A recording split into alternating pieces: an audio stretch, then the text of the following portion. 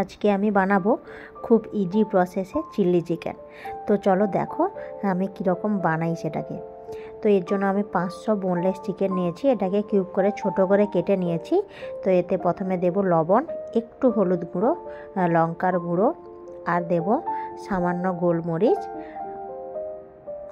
আর এতে দেব একটুখানি 1 চা চামচের মতন সয়া সস, আর 1 চা চামচের মতন ভিনিগার। তো এটা দিয়ে ভালো করে মাখিয়ে এরপরে এতে দেব আদা রসুনের পেস্ট। এটা দিয়ে ভালো করে মাখিয়ে আমি 30 মিনিট মতন রেখেছিলাম। তোমরা চাইলে 1-1.5 ঘন্টা রাখতে পারো, তাহলে আরও ভালো হবে। তো আমার কাছে বেশি টাইম ছিল না, আমি 30 মিনিটই রেখেছিলাম। তো চলো এটাকে এখন রেস্টে রেখে দেব, আবার আসছি 30 মিনিট পরে। তো দেখো 30 মিনিট হয়ে গেছে। তো এরপরে এতে আমি দেব একটা ডিম, আর দেব এতে কর্নফ্লাওয়ার, 4 চা চামচের মতন কর্নফ্লাওয়ার দিয়েছি। তো পরিমাণ মতনই দিতে হবে। প্রথম আমি কিছুটা দিয়ে মাখাবো, তারপরে দেখবো যদি দরকার হয় আবার আমি দেব।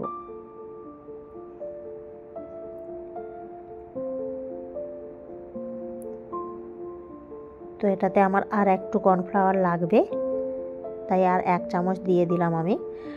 টোটাল 4 চামচ আমি কর্নফ্লাওয়ার দিলাম। তো এটাকে মাখিয়ে নিচ্ছি।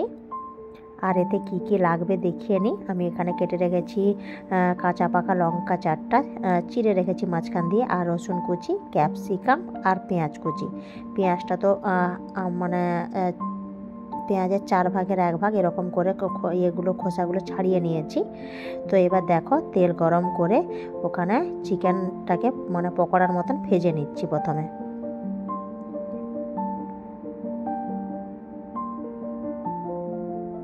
দেখো ভাজা একটা ভাজা চলছে, আর একটু কালার হলে এটাকে এবার তুলে নেব।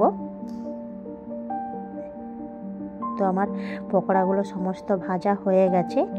এবার আমি ওই কড়াইতে যে তেল ছিল একটু কমিয়ে নিয়েছি, ওতে দেব রসুন কুচি, আর দেব লঙ্কা কুচি। ওই যে চেরা লঙ্কাটা ওটা দেব। রসুন বেশি ভাজতে হবে না, হালকা একটু নেড়ে নিয়ে তারপরে লঙ্কা দেব।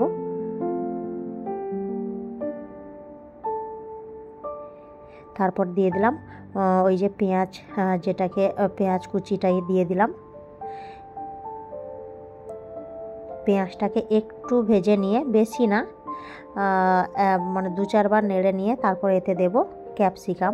মানে পেঁয়াজ ক্যাপসিকাম এমনভাবে ভাজতে হবে যাতে এটা না পুরো গলে যায়, একটু ক্রাঞ্চি ভাব থাকলে খেতে ভালো লাগবে। তারপর এতে দিয়ে দিলাম ক্যাপসিকাম।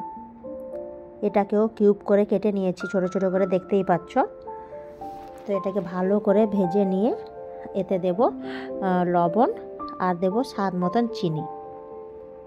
চিনিটা একটু দিতে হবে, যেহেতু সস দিচ্ছি, একটু চিনিটা ব্যালেন্সের জন্য একটু দিলে ভালো লাগবে। তো এটা এবার ভালো করে মিশিয়ে নেব।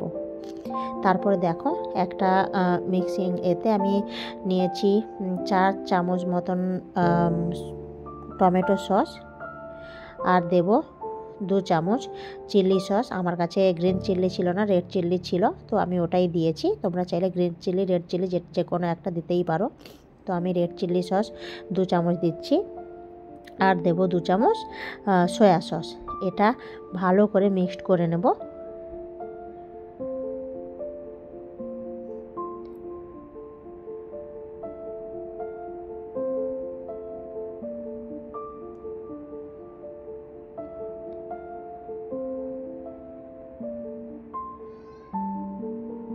এরপরে এতে দিয়ে দেব ওই মিক্সিং সসটা। তো তারপরে ওই বাটিটা ধুয়ে ওটা একটু জল দিয়ে দেব। জল দিয়ে দিলাম। এরপরে ওই 1 চামচ কর্নফ্লাওয়ার বাটিতে গুলে, জল দিয়ে গুলে ওই কর্নফ্লাওয়ার জলটাও দিয়ে দেব। যে যেমন গ্রেভি পছন্দ করো সেরকমই জলটা দিতে হবে। আমরা একটু গ্রেভি বেশি পছন্দ করি, তাই আমি একটু জলটা বেশিই দেব।